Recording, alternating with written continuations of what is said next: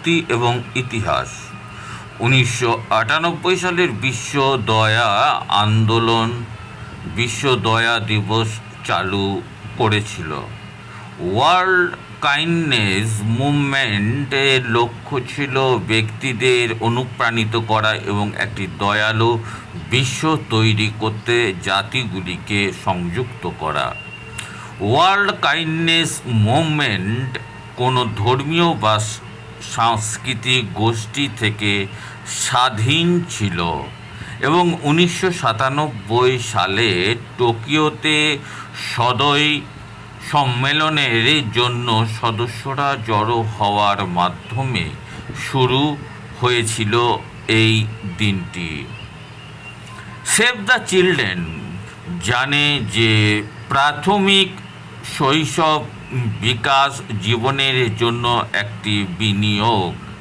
সেই কারণেই save the children early children development প্রোগ্রামগুলি নিশ্চিত করে যে ছোট ছোট বাচ্চারা বেঁচে থাকে তাদের উন্নতি লাভ করে, তারা শারীরিক এবং মানসিকভাবে সুস্থ, বুদ্ধিবৃত্তিকভাবে কৌতূহলী এবং স্কুল প্রস্তুতি প্রোগ্রামগুলি তাদের স্কুল সাফল্যের জন্য প্রস্তুত করা হয়।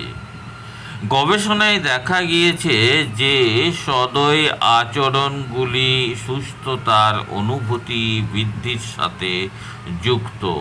স্বসম্মান, সহানুভূতি এবং সহানুভূতি বাড়াতে ছোট ছোট ছেলে মেয়ে তথা যে সমস্ত বয়স্ক লোকেরা রয়েছে তাদের মেজাজ উন্নত করতে উদারতা দেখানো হয়েছে।